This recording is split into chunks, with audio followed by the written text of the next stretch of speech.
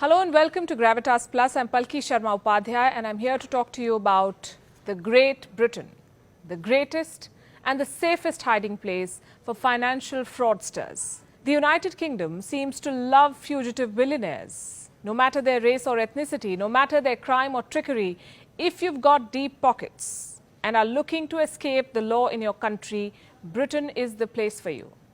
Show some money and they'll welcome you with open arms. The government will not only give you asylum, it will ensure that the sun never sets on your business empire.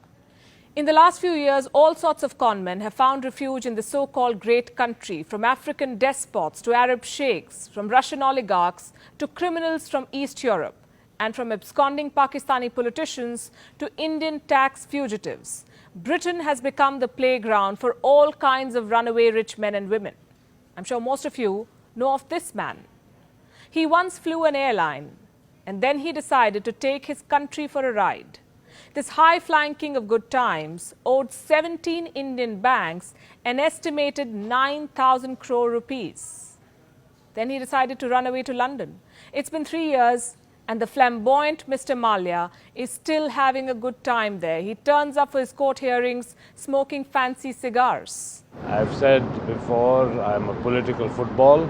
Then we have this man, a fugitive Indian diamond merchant accused of a 13,000 crore rupee scam. The last time he was spotted in London, he was wearing a 10,000 pound jacket.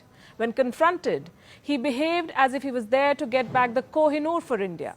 Anyway, this is a very long list, so I'll give you some numbers. Since 2013, a total of 5,500 Indians have sought political asylum in Britain.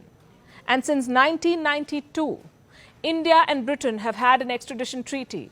But do you know how many fugitives have been extradited to India under this treaty? A grand total of 1. A certain Samir Bhai Vinubhai Patel. This was in 2016. All other extradition requests remain pending till date. There's been a lot of blame game, a lot of political grandstanding, but have you ever wondered why India has not been able to get back its fugitive billionaires? Because of the cleverly devised British laws. And no, I'll not launch into a lecture on law, just a few pointers. Britain's legal system is the biggest hurdle in the extradition process.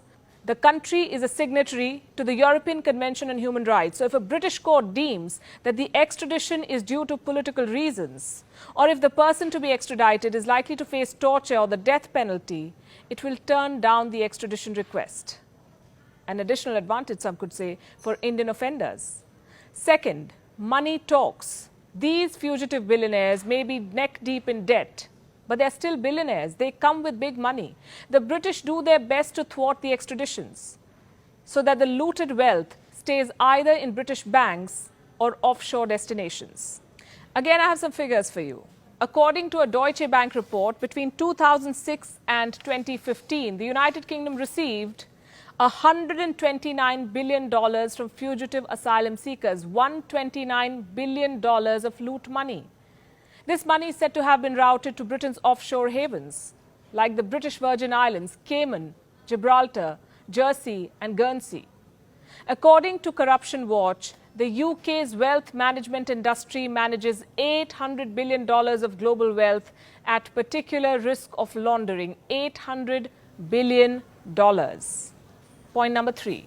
Inaction, or FCA, is Britain's regulator for the financial sector. According to Corruption Watch, this body has brought 0 prosecutions over money laundering since the year 2007. So for 13 long years, this body has withstood global pressure and provided full protection to investors and fugitive businessmen against any legal scrutiny. So whether you're accused of money laundering, trip trading or hedging securities, the British financial industry and its opaque laws have got your back.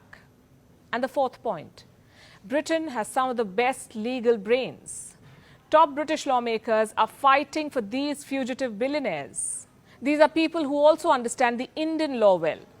Boutique Law, a top-notch legal firm, is looking after Vijay Mallya's case. This firm is co-managed by Anand Dubey, one of Britain's top legal eagles. When the former British Prime Minister Theresa May was the country's Home Secretary, she appointed this man to a panel to review the UK's extradition arrangements. he once advised the country's Home Secretary. His firm is now fighting Vijay Mallya's case. Nirav Modi is also said to be soliciting the services of the very same firm. The point I'm making is simple. The Brits are very clever people. They did not rule half the world just like that. They've made their tiny island the most lucrative place for financial fraudsters. They first grant them asylum, then provide them with money laundering opportunities, take their share from the looted wealth, and finally make the nations plead for extradition in their courts. But India is so transactional in its relationship with Britain that it does not question the UK's ulterior motives behind delaying extraditions. Instead, India seeks certificates of normalcy in Kashmir from British parliamentarians. The Supreme Court of India has ordered Vijay Mallya to be present before it on the 5th of October. This is a case pertaining to contempt of court. The Ministry of Home Affairs has been asked by the judges to facilitate and ensure Mallya's presence this time. Let's see.